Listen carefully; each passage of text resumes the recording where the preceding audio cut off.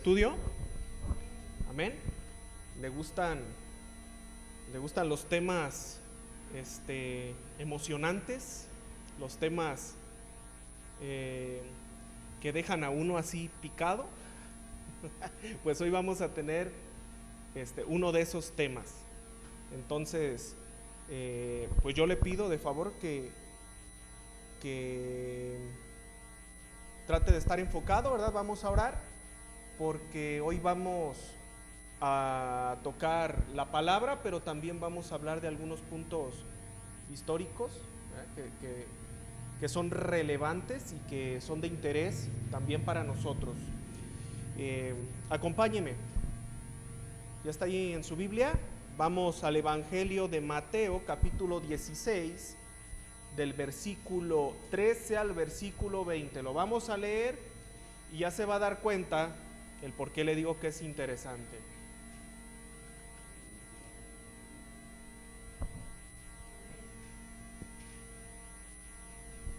Amén.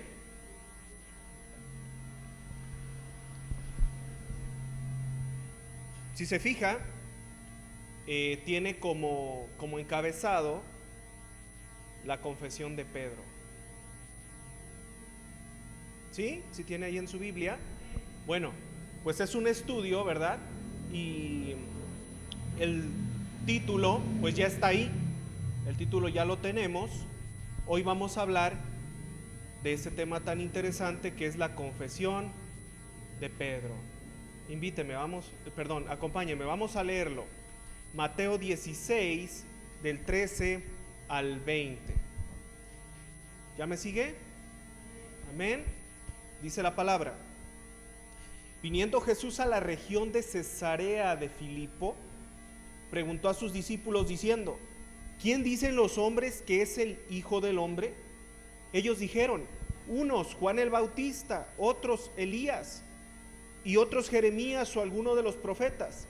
Y él les dijo: ¿y vosotros quién decís que soy yo?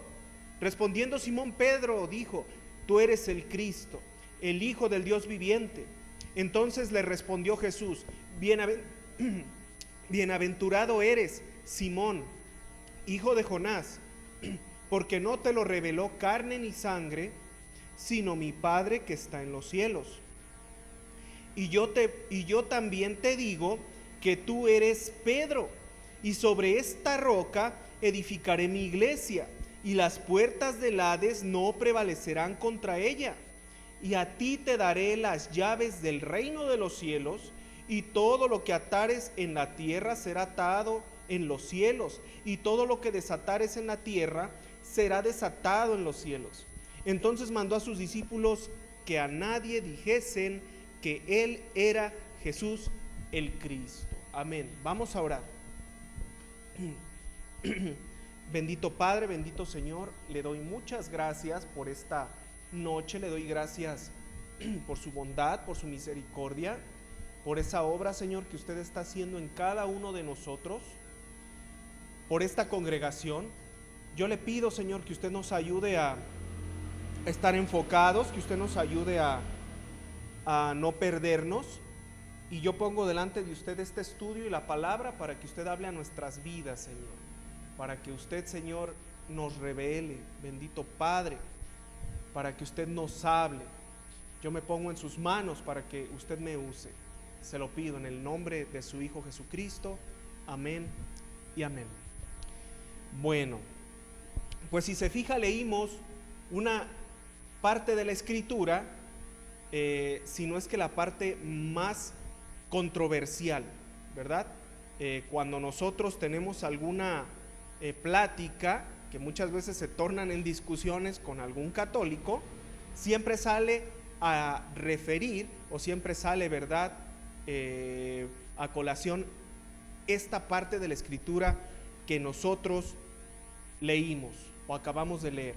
Pues bueno, hoy vamos a poner el dedo en la llaga, porque este tema, ¿verdad?, es de mucha controversia para aquellos que no han leído la Escritura, para quienes no se han dado el tiempo de investigar sobre esta parte del Evangelio.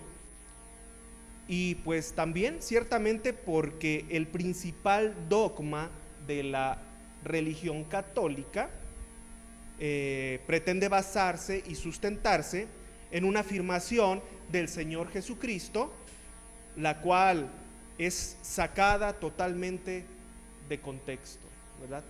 Esta parte de Pedro y la roca o la piedra. Bueno,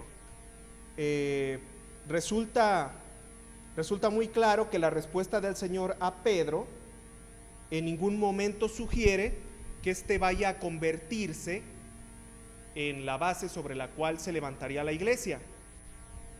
Tampoco encontramos la más mínima sugerencia de un poder político heredable o de sucesión, y menos aún vamos a encontrar la palabra obispo de Roma o Roma.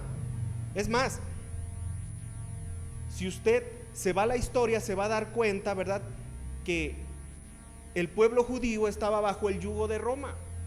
El simple hecho de mencionar a Roma era un punto delicado. El Señor Jesucristo jamás mencionó un poder heredable, un poder político, y mucho menos habló de Roma.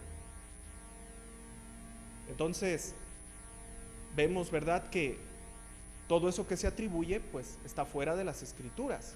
Y por eso es un tema controversial, no para nosotros, porque nosotros conocemos la Escritura, pero sí es un tema controversial para ellos, porque si usted se los dice conforme a la palabra, toca una fibra muy sensible, porque el dogma católico se basa de manera primordial en esta parte de la Escritura sacada de contexto. Pero vamos a ir desgajando la palabra y analizando este pasaje, desde la pregunta del Señor hasta la afirmación de Pedro y la contestación del Señor Jesucristo a esa respuesta de Pedro. Regresemos ahí a Mateo 16, del 13 al 16.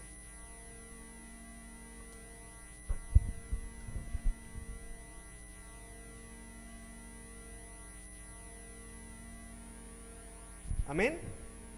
Mateo 16, del 13 al 16, dice la palabra: Viniendo Jesús a la región de Cesarea de Filipo, preguntó a sus discípulos diciendo: ¿Quién dicen los hombres que es el Hijo del Hombre? Ellos dijeron: unos Juan el Bautista, otros Elías, otros Jeremías o alguno de los profetas. Él les dijo: ¿y vosotros quién decís que soy yo? Respondiendo Simón Pedro dijo: tú eres el Cristo, el Hijo del Dios viviente. Lo primero que debemos de entender es que a pesar de los milagros, a pesar de perdonar pecados y de obrar maravillas, el Señor jamás les había dicho de manera explícita a sus discípulos o al pueblo quién era Él. Jamás les había dicho que Él era Cristo. Jamás les había dicho o les había hecho una afirmación de ese tipo sobre su persona. Y nos podemos ir hacia atrás en el Evangelio y nos vamos a dar cuenta que no lo hizo. Mas sin embargo, ¿verdad?, esta declaración por parte de Pedro demuestra la fe de Pedro. Y es una verdad que surgió desde el interior de su corazón, pero que no surge de él directamente, sino que nace de una revelación de Dios y que es dada a través de Pablo. Eso no se lo inventó, Pedro.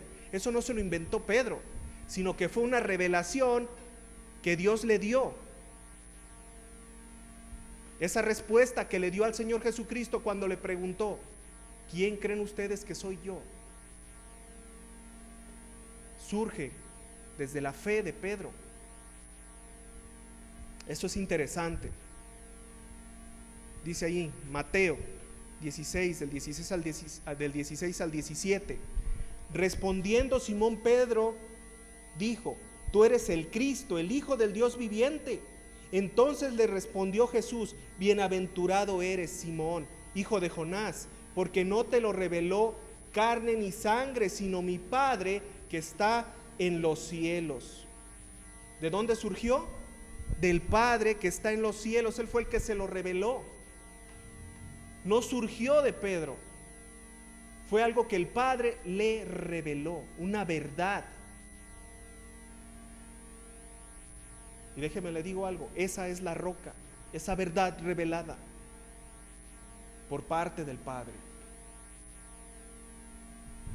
Hasta aquí, ¿verdad? Todo resulta claro para todos, tanto para los de enfrente como para nosotros. Pero lo que sigue, la respuesta del Señor a esta revelación dada a través de Pedro, es en donde se pone el dedo en la llaga, ¿verdad? En donde se toca esa fibra sensible, donde muchos se confunden, malinterpretando, transgiversando de manera grosera las palabras del Señor. Esta parte que sigue es casi, ¿verdad? La iglesia tradicional la tiene marcada con una lapicera roja, así con marcatextos.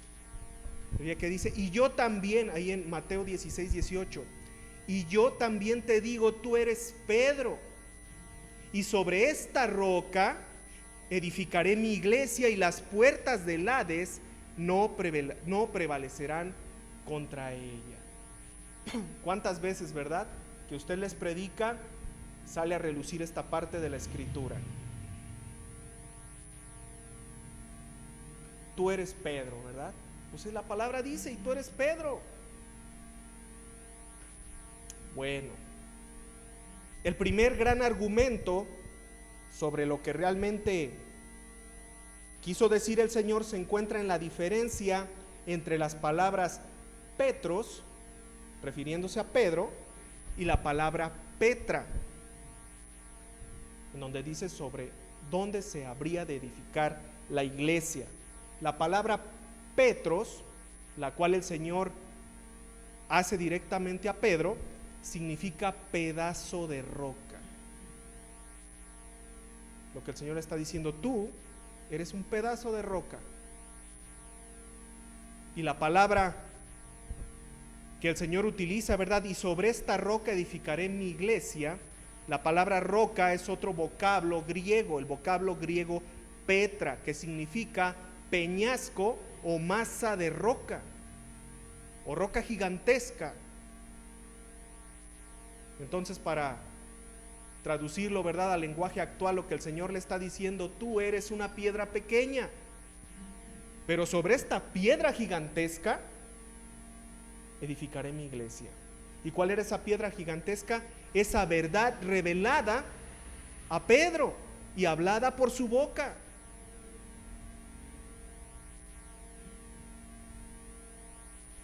Si el Señor hubiera querido afirmar que Pedro era la roca sobre la que se edificaría la iglesia, bien podía haber sido directo en su afirmación hacia con Pedro, ¿verdad? Y decirle, y sobre ti se edificará. Mas, sin embargo, el Señor no lo hizo.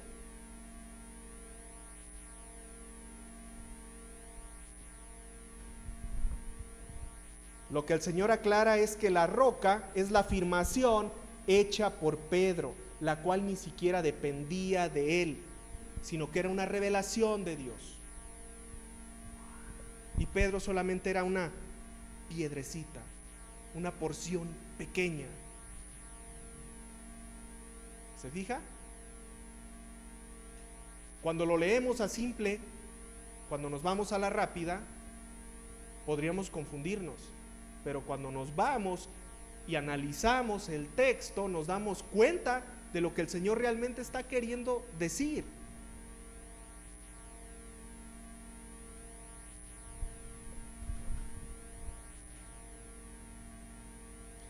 Vamos a Mateo 7:24. Por si le queda alguna duda de lo que estamos hablando.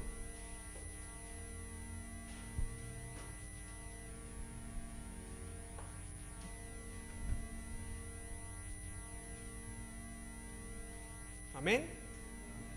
Dice Mateo 7:24. Palabra del Señor. Cualquiera pues que me oye estas palabras y las hace, le compararé a un hombre prudente que edificó su casa sobre la roca. ¿Se fija qué clara es la palabra? Qué claro es el Señor. Él no se contradice. Y si nos vamos al libro de Salmos, nos vamos a encontrar muchas expresiones referentes a la roca de mi salvación. Tú eres mi roca. El libro de Salmos está lleno de afirmaciones sobre la roca y sobre quién es la roca.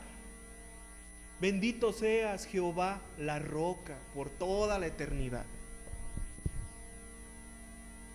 Entonces la duda solamente está, ¿verdad?, en aquel que no se mete a escudriñar la palabra, que se deja llevar por dogmas de hombres.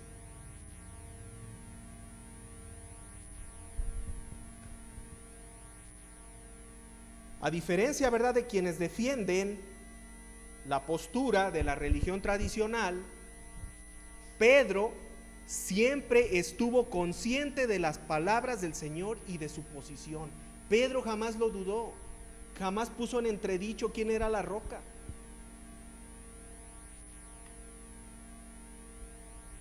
Vamos a hablar un poquito de historia.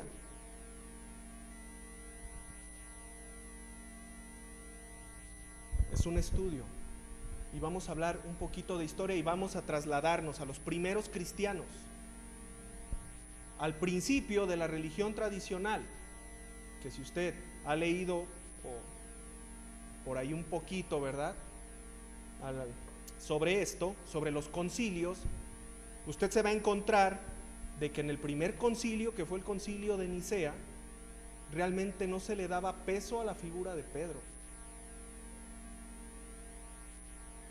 La patrística, ¿verdad?, que fueron los primeros padres de la iglesia, jamás le daban el peso a Pedro. Inclusive, ¿verdad?, hay estudios que 100 años después, cuando se comenzó a darse una posición a Pedro, solamente una quinta parte creía que quizás podía ser Pedro. El resto coincidía en que era la verdad hablada por él, revelada por él. Y de ahí tenemos que trasladarnos hasta cerca del año 1300, con un papa llamado Bonifacio Octavio, ¿verdad?, que en uno de sus decretos, llamado el Decretum Gratiani, disculpe mi italiano, él hablaba, ¿verdad?, sobre la infalibilidad papal y el poder papal. Ahí comenzó, se fija, 1300 años después, y él le dio más peso a Pedro. Pero todavía no era un dogma. Eso vino realmente a convertirse en un dogma hasta el siglo XIX, con el Concilio Vaticano I. Fue cuando realmente se le otorgó ese peso al Papa y más aún a la figura de Pedro. Y se fija que tienen un dicho, ¿verdad?, que dice que católico ignorante, futuro protestante. Pero es triste que ellos no conocen su historia y no van a la palabra, ni menos aún a sus tratados. Pedro, a diferencia de todos los que defienden esa postura, Pedro siempre tuvo claro cuál era su posición. Pedro siempre tuvo claro quién era la roca. Y no lo dejó así nada más, sino que lo llevó puntual. Vamos al libro de Hechos, capítulo 4, del 11 al 12.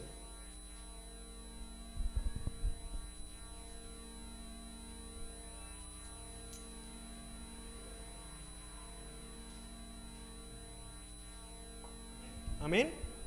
Hechos 4, del 11 al 12. ¿Sí me sigue? Dice la palabra. Fíjese, afirmación de Pedro: Este Jesús es la piedra reprobada por vosotros los edificadores, la cual ha venido a ser cabeza del ángulo, y en ningún otro hay salvación, porque no hay otro nombre bajo el cielo dado a los hombres en que podamos ser salvos. ¿Quién es la piedra? Según la voz de Pedro, el Señor Jesucristo. Él no dice yo soy la piedra, ¿verdad? No. Él tenía bien claro quién era la piedra, quién era la roca.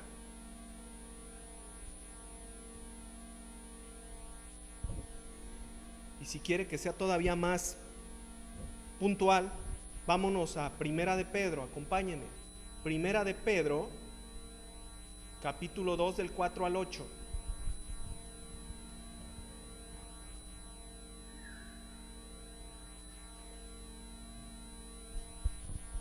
Amén. Primera de Pedro, capítulo 2 del 4 al 8, dice la palabra: acercándoos a él, piedra viva, desechada ciertamente por los hombres, mas para Dios escogida y preciosa. Vosotros también, como piedras vivas, sed edificados como casa espiritual y sacerdocio santo, para ofrecer sacrificios espirituales aceptables a Dios por medio de Jesucristo. Por lo cual también contiene la escritura: he aquí, pongo en Sión la principal piedra del ángulo, escogida, preciosa, y el que creyere en él no será avergonzado. Para vosotros pues los que creéis, él es precioso, pero para los que no creen, la piedra que los edificadores desecharon ha venido a ser cabeza del ángulo, y piedra de tropiezo y roca que hace caer, porque tropiezan en la palabra, siendo desobedientes, a lo cual fueron también destinados. ¿Cuántas veces nos dice Pedro en esta porción de su carta quién es la piedra, quién es la roca, la piedra angular? El Señor Jesucristo. Pedro lo tenía bien claro. Pedro entendía su posición. Él era una piedrecita, una piedra pequeña. Pero la roca grande, era Jesucristo y su verdad.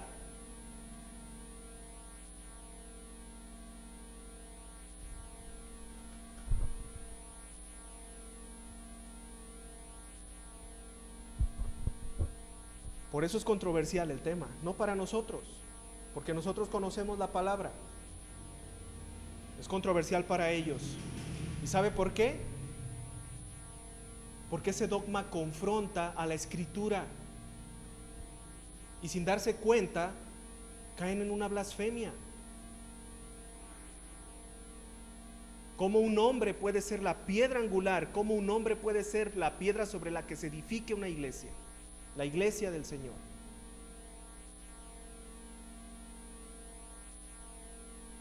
Y déjeme le digo algo, esta posición con respecto a Pedro muchas veces hace, ¿verdad?, que muchas iglesias evangélicas, protestantes, busquen demeritar la posición de Pedro,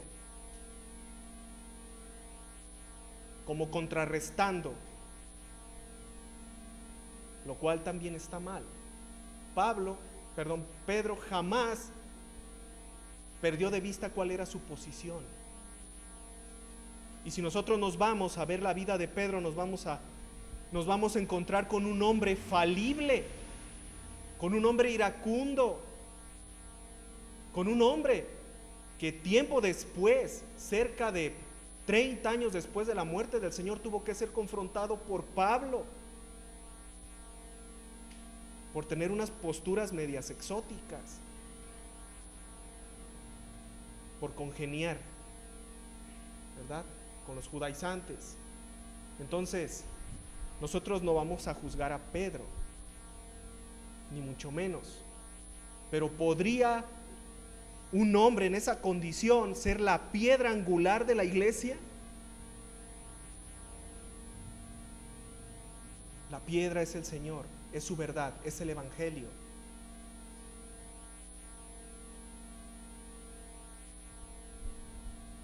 Y si nos vamos más allá, ¿verdad?, se estima que Pedro murió cerca del 80 después de Cristo. Y la iglesia tradicional surge en el 320 después de Cristo. Ahí hay un periodo de más de 100 años que se pierden.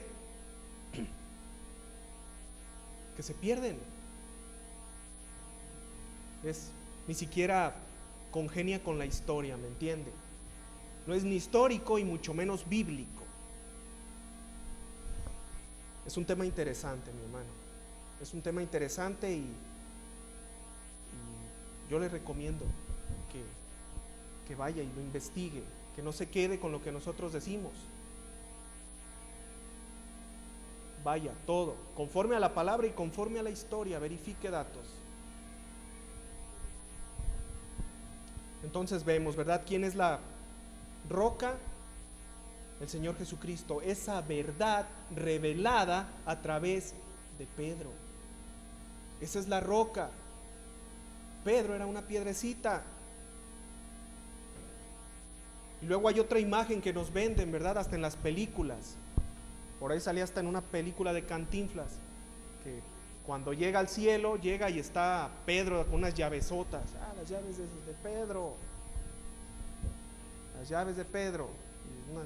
Sí se acuerda, ¿verdad? Es una imagen muy utilizada, esa de las llaves de Pedro.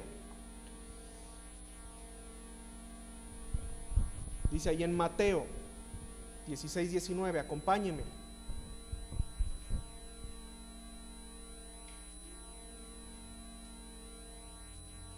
¿Ya está ahí? Mateo 16:19.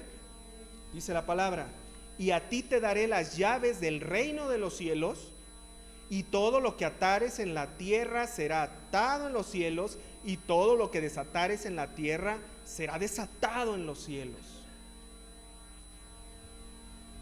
Lo utilizan hasta en las bodas, eso. Las llaves de Pedro. El Señor permitió abrir el reino de los cielos a los judíos, y esto se cumplió en vida de Pedro, con su predicación a los judíos, en el día de Pentecostés. ¿Se acuerda? Que el día de Pentecostés Pedro se levantó y dio su primer discurso a los judíos, pero también a los gentiles. Vamos al libro de Hechos, capítulo 10, del 13 al 15.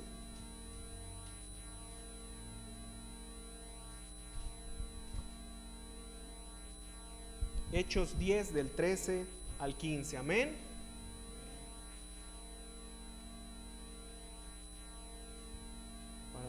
Vamos a ver lo referente a las llaves. Dice la palabra, Hechos 10 del 13 al 15. ¿Ya me sigue? Amén. Es importante que me siga. Dice la palabra: y le vino una voz: levántate, Pedro, mata y come. Entonces Pedro dijo: Señor, no, porque ninguna cosa común o inmunda he comido jamás. Volvió la voz a él la segunda vez: lo que Dios limpió, no lo llames tú común. Y vamos adelante del 34 al 35, ahí mismo. Capítulo 10 del 34 al 35. Amén. Fíjese lo que dice la palabra. Entonces Pedro, abriendo la boca, dijo: en verdad comprendo que Dios no hace acepción de personas, sino que en toda nación se agrada del que le teme y hace justicia.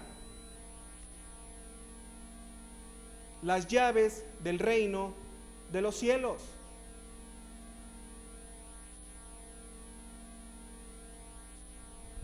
El Señor le permitió a Pedro predicar del evangelio tanto a judíos como a gentiles.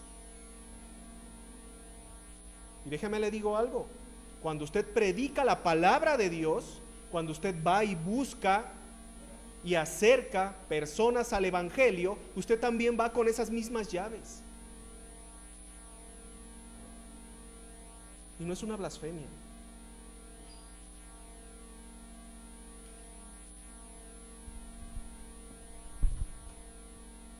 Y a ti te daré las llaves del reino de los cielos.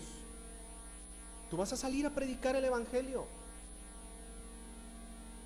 Y ese reino será abierto para judíos y también será abierto para gentiles. Lo increíble, los gentiles también. Y otra parte interesante: y todo lo que atares en la tierra será atado en los cielos, y todo lo que desatares en la tierra será desatado en los cielos. Atar y desatar. Acompáñenme, vamos allá a Mateo, adelante, Mateo 18 del 15 al 19. Vamos a tratar de entender a qué se refiere el Señor con atar y desatar.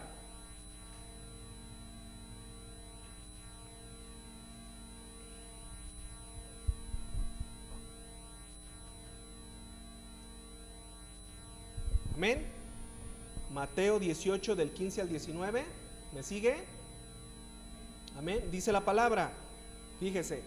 Por tanto, si tu hermano peca contra ti, ve y repréndele estando tú y él solos. Si te oyere, has ganado a tu hermano. Mas si no te oyere, toma aún contigo a uno o dos, para que en boca de 2 o 3 testigos conste toda palabra. Si no los oyere a ellos, dilo a la iglesia. Si no oyere a la iglesia, tenle por gentil y publicano. Fíjese lo que dice en el 18:18. De cierto os digo que todo lo que atéis en la tierra será atado en el cielo, y todo lo que desatéis en la tierra será desatado en el cielo.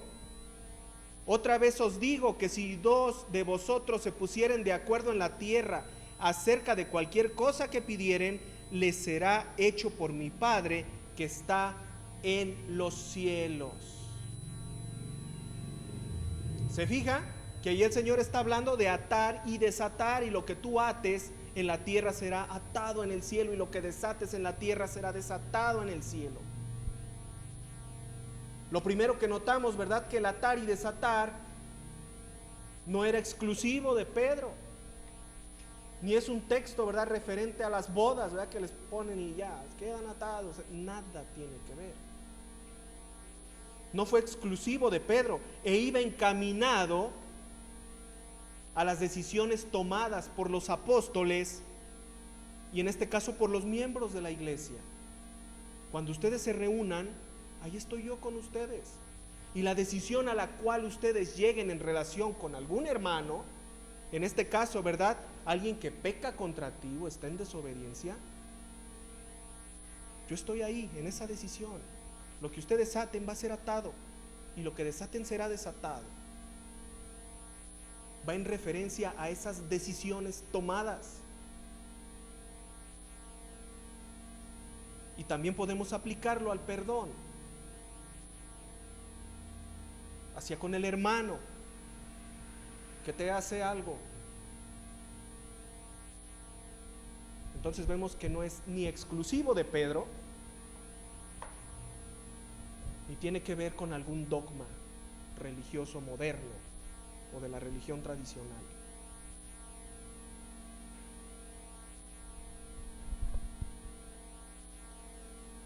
Entonces, mi hermano, este es un tema áspero para ellos, no para nosotros.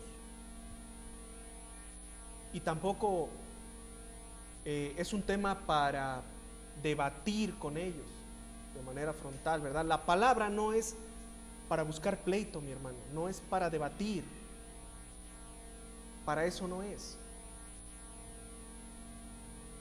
Pero es necesario, ¿verdad?, que la conozcamos.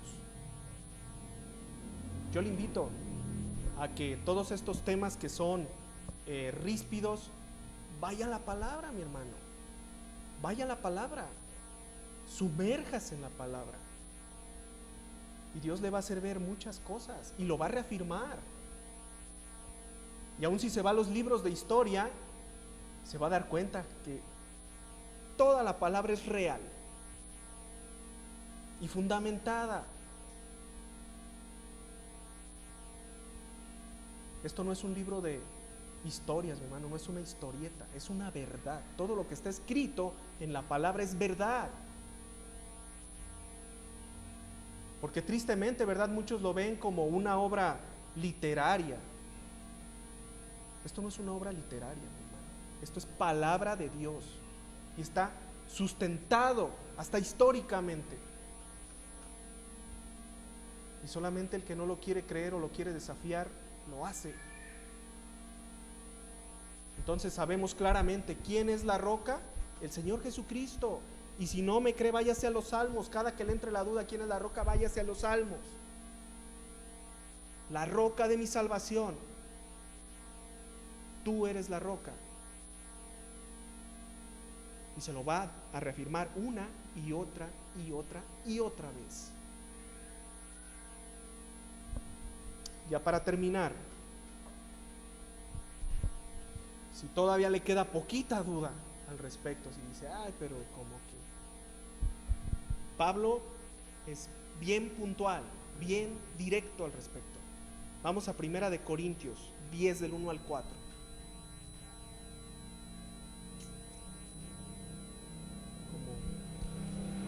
Así como colofón.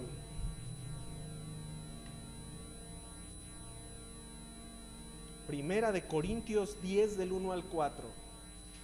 Amén. Léalo ahí. Yo lo voy a ir leyendo, pero sígame ahí en su Biblia. Fíjese lo que dice la palabra. Porque no quiero, hermanos, que ignoréis que nuestros padres todos estuvieron bajo la nube y todos pasaron el mar y todos en Moisés fueron bautizados en la nube y en el mar y todos comieron el mismo alimento espiritual y todos bebieron la misma bebida espiritual porque bebían de la roca espiritual que los seguía. ¿Y la roca era? ¿Quién es la roca, mi hermano? No se necesita ser muy perspicaz, ¿verdad? Ni muy darle tantas vueltas para saber quién es la roca. La roca es el Señor Jesucristo. La roca es la verdad hablada por Pedro sobre Cristo. Tú eres el Cristo. Y sobre esa verdad es sobre la que se fundamenta y se levanta la iglesia, mi hermano. No sobre un hombre, sobre el Señor. Amén. ¿Se fija que es un tema interesante? Interesante. Yo estoy seguro que más de una vez alguien le ha preguntado, alguien inclusive lo ha increpado con este tema. Y quizás, ¿verdad?, muchos de los que tenemos poco, que vinimos a los pies del Señor, todavía nos causa duda. Bueno, pues la palabra dice que la roca, pero la palabra es clara, concisa y puntual. ¿Quién es la roca? El Señor Jesucristo. Amén. Bueno, muy bien, mis hermanos, pues vamos a terminar, vamos a detenernos aquí y ya la siguiente semana mi hermano continúa. Amén. Vamos a orar. Bendito Padre, bendito Señor, le damos gracias porque usted es bueno, misericordioso, porque usted es nuestra roca, Señor, nuestra roca espiritual, porque usted, Señor, es el que nos da fuerza, Señor, el que nos sostiene, porque usted es inquebrantable, es inmutable, es una roca eterna, bendito Padre. Le damos gracias por su palabra, le damos